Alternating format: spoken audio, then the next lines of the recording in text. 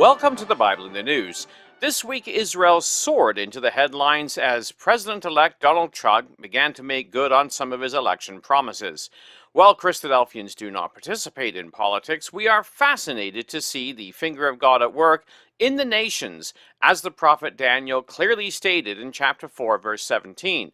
The Most High ruleth in the kingdom of men, and giveth it to whomsoever he will, and setteth up over it the basest of men. Well, God has chosen to raise Donald Trump to the position of power in America and the world. Bible students are quite excited by this prospect, not because of the man, but because of his stated policies in regard to the state of Israel. In some of the ads leading up to the campaign, Trump clearly stated his position. I love Israel and honor and respect the Jewish faith and tradition. And it's important that we have a president who feels the same way. For me, respect and reverence for Judaism is personal. My daughter Ivanka and my son-in-law Jared are raising their children in the Jewish faith, always reminding me the important values and lessons we learn about leadership, resolve, and families in Jewish tradition.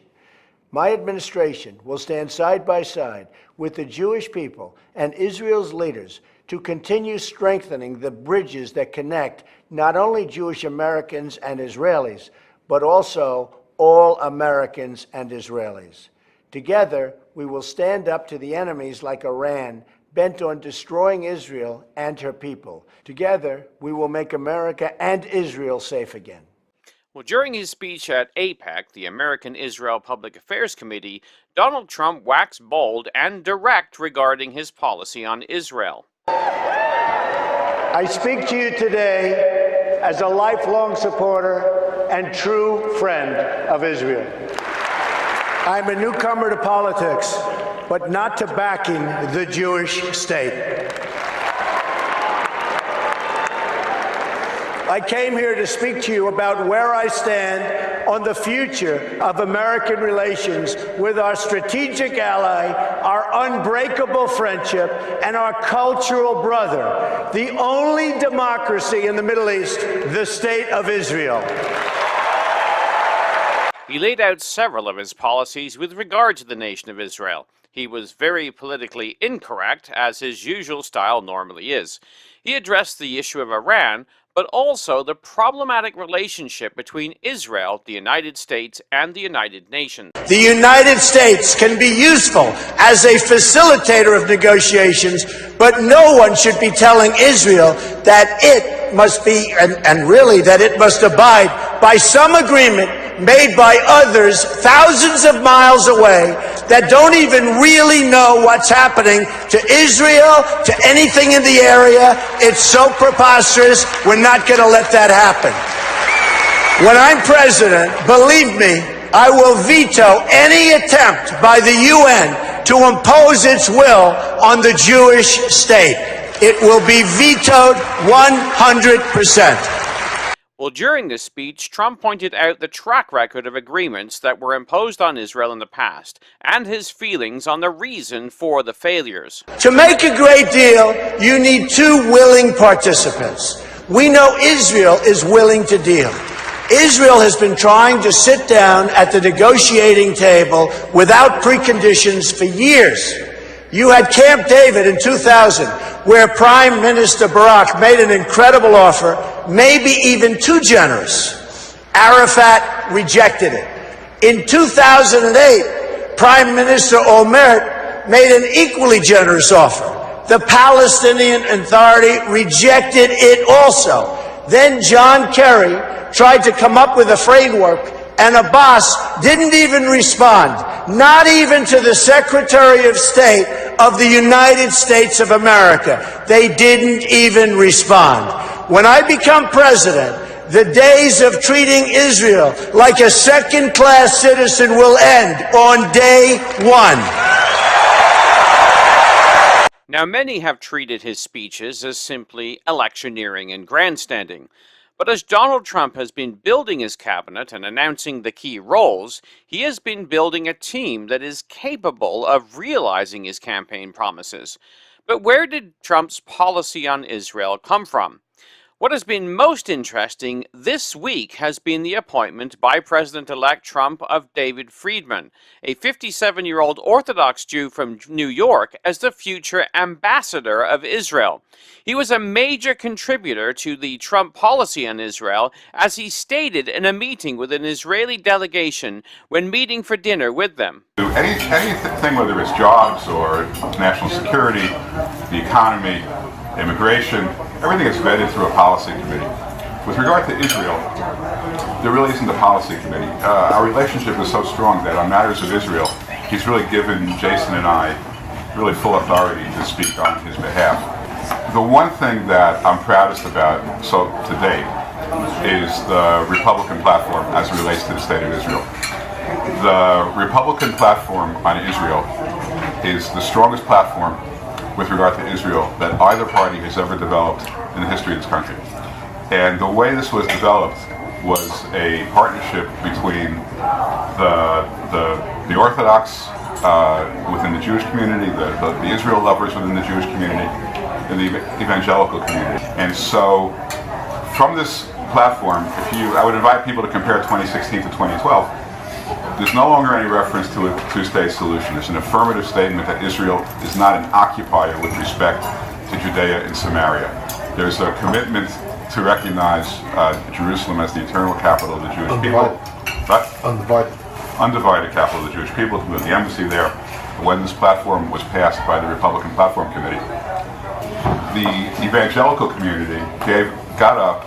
Not only did they get up and clap, but people were actually crying. That's how motivated, that's how happy they were. They thought this was a day they would never see. Well, how true was this? Well, consider Trump's statement at his speech at AIPAC. We will move the American embassy to the eternal capital of the Jewish people, Jerusalem.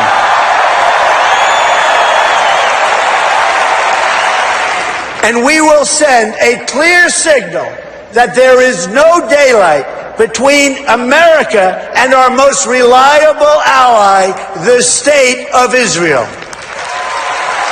Well, the issue of the American embassy in Jerusalem has been one that has been ducked by every president since 1995, as CNN reported. The Jerusalem Embassy Act of 1995 requires the U.S. government to move the embassy to Jerusalem, but the move has been waived every 6 months since the law was passed. Presidents Bill Clinton, George W. Bush, and Barack Obama all declined to relocate the embassy after being elected, citing national security. End quote. Well, according to the Times of Israel, in the last days of the Reagan presidency on January the 18th, 1989, U.S. Ambassador to Israel William Brown and Israel Lands Authority Deputy Director Moshe Gat signed an agreement according to which a plot of land in Jerusalem would be leased from Israel to the U.S. for 99 years for $1 per year. End quote. Well, last year, when staying in Jerusalem at Beit Ben Yehuda Youth Hostel on Engedi Street, we walked by this plot of land many times. Our guide pointed out to us that this is the future site of the American Embassy in Jerusalem.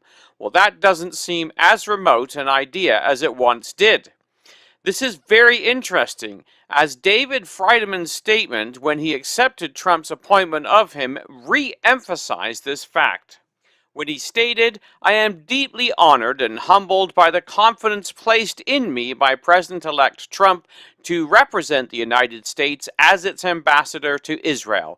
I intend to work tirelessly to strengthen the unbreakable bond between our two countries and advance the cause of peace within the region, and look forward to doing this from the U.S. Embassy in Israel's eternal capital, Jerusalem." So it would appear that the movement of America's embassy to Jerusalem is one step closer to becoming a reality. It is the issue of Jerusalem that will cause the nations to come down to the land in the latter days and bring God's judgment upon them. For we read in Joel chapter 3 verse 1 to 2, "For behold, in those days and in that time, when I shall bring again the captivity of Judah and Jerusalem, I will also gather all nations and will bring them down to the valley of Jehoshaphat and will plead with them there for my people, for my heritage Israel, whom they have scattered amongst the nations and parted my land." Well, Zechariah also identifies Jerusalem as being the flashpoint in chapter 12 and verse 3, where he states, "And in that day I will make Jerusalem a burdensome stone for all people. All that burden themselves with it shall be cut in pieces, though all the people of the earth be gathered against it." Well, all nations who come against it will be destroyed. So when we see America, the most powerful nation in the world, talking about legitimizing Jerusalem as the capital of Israel, it brings the issue to the very forefront. While discussing Trump's policy, Friedman made the statement. Now, I don't know if you saw what Bibi said a couple of days ago, but the idea that the Palestinians would want to rid Judea and Samaria of Jews. There's 400,000 Jews living in Judea and Samaria. To create a Judenrein state in the ancestral home of the Jewish people is something that, believe it or not, Hillary would endorse tomorrow, and we will fight, eternally to keep that from happening. And this whole difference in relationship, it's a conceptual difference. It's a partnership, as I said, not a client state. Israel helps us as much as we help Israel. The strategic relationship, the tactical relationship, the intelligence sharing is essential to keep America safe, not just to keep Israel safe. Well, was this all rhetoric? Well, the choice of David Friedman to a post some are calling the most sensitive diplomatic post in the world has caused vibrations all over the world, not just because of Jerusalem, but also because he has lent his support for the settlements in Judea and Samaria. So again, it would appear that Trump is moving to activate on his campaign policy. In the same meeting with Israeli settlers cited earlier, Friedman had the following to say. Right now, there's, without going through all the math, 75% of Israel inside the Green Line is Jewish. There's 400,000 Jews living in Yehuda and Sharon. There's other 400,000 Jews living in East Jerusalem.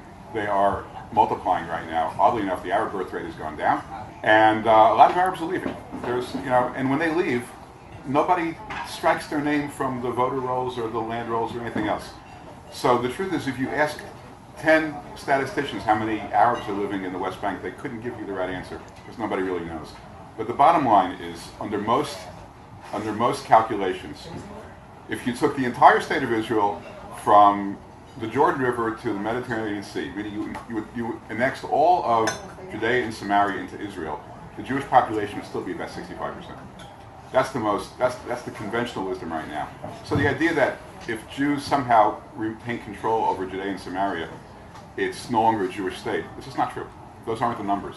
And unfortunately, it's easy to confuse people with numbers. People quote statistics and, people accept it. But if you study the numbers, you'll see that the whole idea that we have to jettison Judea and Samaria to retain the Jewish characteristics of Israel is just not true. Anyway. So the very issue of Ezekiel, the mountains of Israel, is one that is now forefront in the policy of America's new president and the ambassador to Israel. So 2017 indeed looks like it's going to be an exciting year as the finger of God moves amongst the nations, bringing them ever closer to the return of the Messiah and the establishment of the kingdom of God in Jerusalem. For the Bible in the News, this has been Jonathan Bowen joining you.